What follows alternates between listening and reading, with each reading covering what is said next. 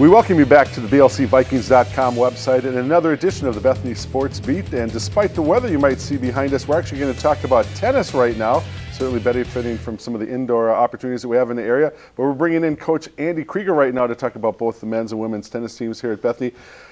Andy, you must have one of the more unique schedules that are available out there to collegiate athletics, because you actually get a few matches in all the way back in September and October when the school year starts.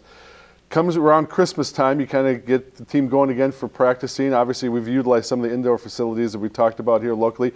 You've already played between the two teams about 8 matches between the men's and women's teams, and now you get to sit for about 3-4 weeks and then supposedly come back kind of the end of March and be outdoors, which I don't know how that's all going to work out. How do you try to maintain some level of consistency throughout a little bit of an erratic schedule like that? Well, actually, I kind of prefer the schedule for a couple reasons. We do the fall season, as you mentioned, that's 6 weeks long, and we play a few meets. Women play a few more. Men kind of catch up in the spring.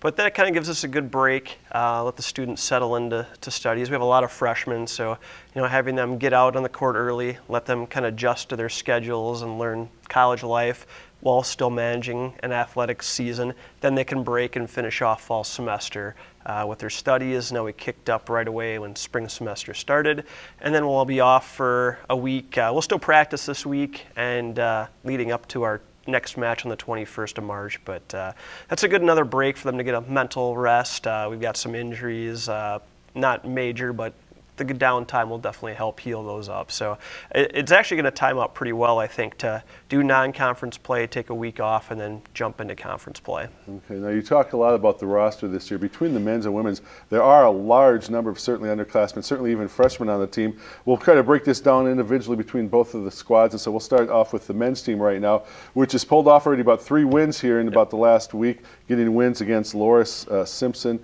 and Ripon, and also a couple of your young athletes, a couple of the freshmen already earning Player of the Week honor. So a very good start here to the 2015 portion of the schedule for the guys. Yeah, we've I forgot we'd played a couple duels in the fall, so I was thinking in my head, yeah, we're 3-5. That's not a bad way to kick off the season. And like, oh, we're 3-7, but that's all right. We're dominated by freshmen.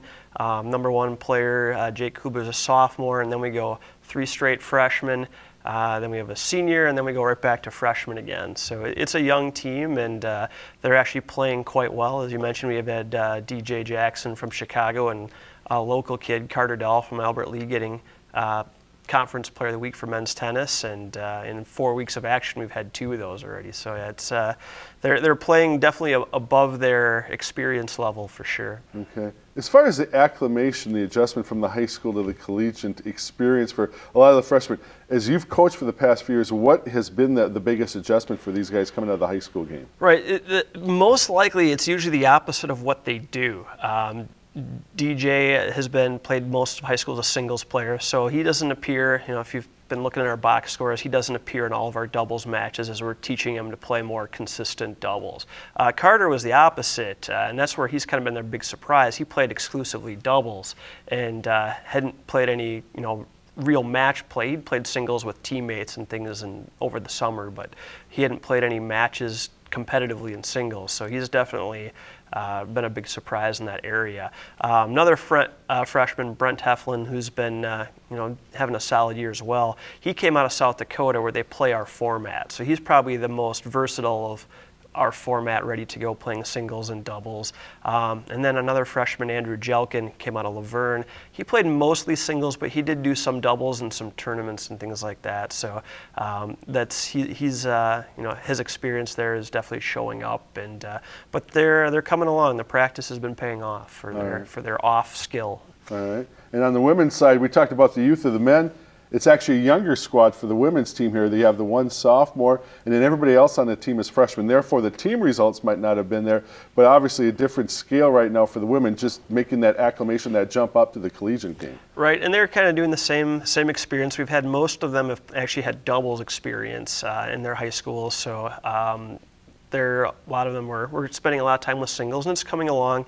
Rachel Rosemore had a nice win at #1 singles against Hamlin, so anytime you beat a MIAC school at the #1 position is a really nice win to have on your resume. And yeah, we've had some players that didn't play a lot in high school, so we're going through some more fundamentals and we're kind of piecing everybody together, and it's coming along. You know, the progress has been pretty good, and we open up with conference play, and I think once we get into that, you know, I think the amount of time we've been practicing and the matches we've played will definitely start to show up when we get into conference play with the women's team. All right, and for both teams, obviously, even though we're a long ways away yet, as we look forward to the conference, traditionally the strong teams that we've seen in the past out of the UMAC are continue to be the teams to beat come conference playoff time? Definitely for sure the women's team. Women's conference play, I think how we've seen things over the last several years is going to be the case.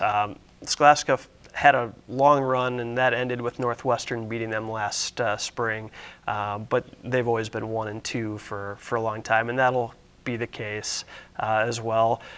Third last year, I believe, was Morris. They've lost a couple top people, so it's one we're kind of hoping we can start, get a nice competitive match with. MLC is a couple talented freshmen at the top, and so there'll be some tough spots there. So we're hoping our preseason ranking was 4 in the conference, and we're hopefully hoping we can live up to that. All right, we'll have to see how the season transpires, and obviously to keep track of all the athletic teams here at Bethany, just check us out on the website, blcvikings.com. That's Andy Krueger. I'm Don Westphal. We thank you for enjoying this installment of the Bethany Sports Beat.